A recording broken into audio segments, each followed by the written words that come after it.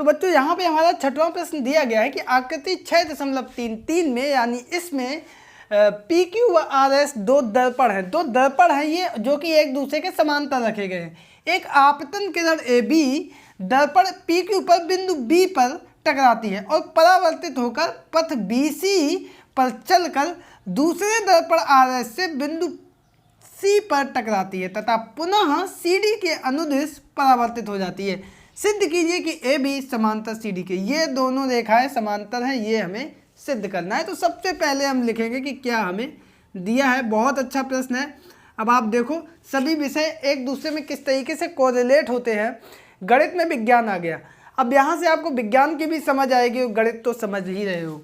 तो यहाँ पे हमें दिया गया है सबसे पहले पी क्यू समांतर है आर एस के, ये दोनों समांतर हैं, ठीक है। और अब यहाँ पे देखो ये हम लंबवत रेखा खींचेंगे। क्या खींचेंगे? लंबवत रेखा। लंबवत रेखा यहाँ पे भी खींचेंगे और यहाँ पे भी खींचेंगे, ठीक है। अब ये हमने क्यों किया? क्योंकि ये इस बिंदु पर ये होगा हमारा आपतन कोण और ये होगा हमारा परावर्तन कोण, ठीक। उसी प्रकार से यहाँ पे भी, यहाँ पे ये किरण इधर से आई इधर से गई, तो इसका मतलब ये लंब के से इधर जो बनाई इसने, ये आपतन कोण बना और यहाँ पे इसका परावर्तन कोण ये वाला हुआ, ठीक है। इस बात को ध्यान रखना। अब यहाँ पे देखो आपतन कोण और परावर्तन कोण आपस में बराबर होते हैं। यहाँ पे इसको अगर हम L माने, इसको हम M माने, तो यहाँ पे देखो क्या होगा, ए बी एल कोण ए बी एल बराबर होगा कोण एल बी सी, कोण एल बी सी। क्यों?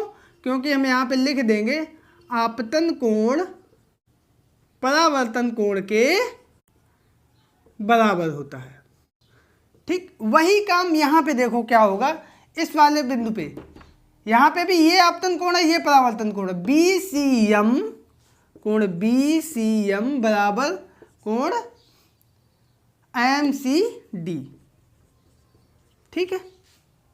ये दोनों निकल आए। अगर यहाँ पे एक लाइन लिखना चाहो तो रचना भी लिख लो।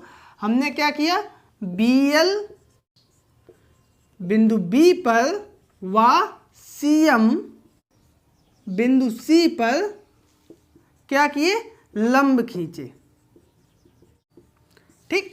यहां तक क्लियर हो गया। अब यहां पे देखो बहुत ध्यान से देखना, ये हमारी कैसी रेखाएं हुई है दोनों, क्योंकि ये इस रेखा पे लंब है, इस पे लंब है ना, ये इस पे लंब है।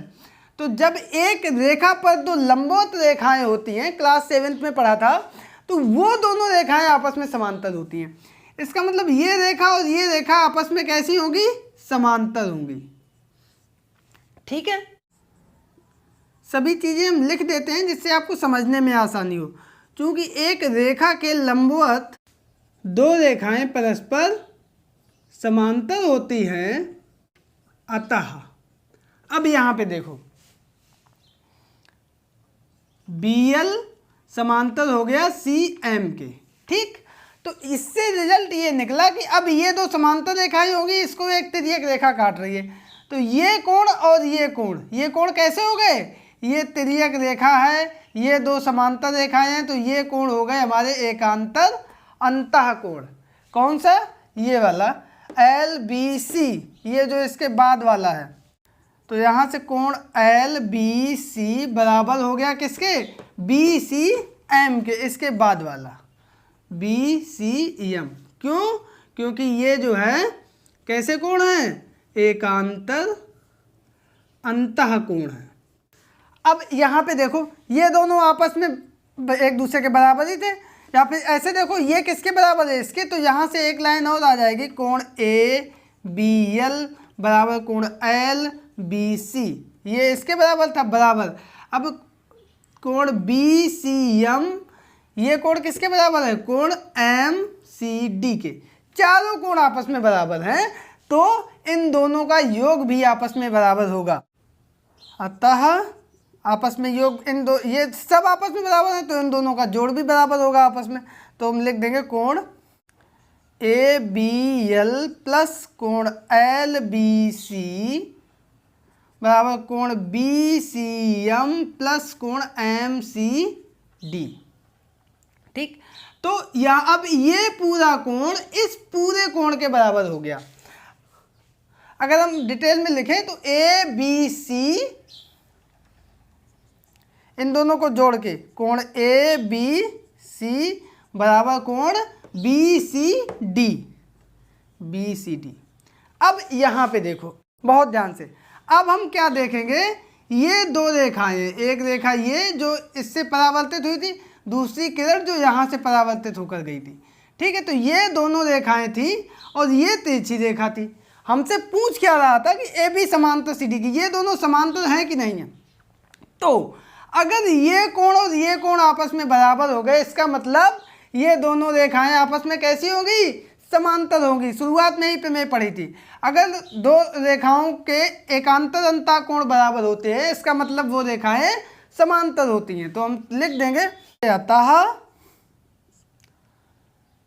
ये रेखा AB समांतर है CD के।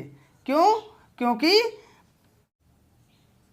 AB व CD समांतर रेखाओं से बने एकांतर अंतः कोण कौन कौन से, ABC व BCD आपस में कैसे हैं, बराबर है। ठीक है, तो ये हम आ गया, यही लिख देंगे, यही सिद्ध करना था, यही हमारा आंसर आ गया। तो बच्चों ये था हमारा प्रश्न नंबर 6।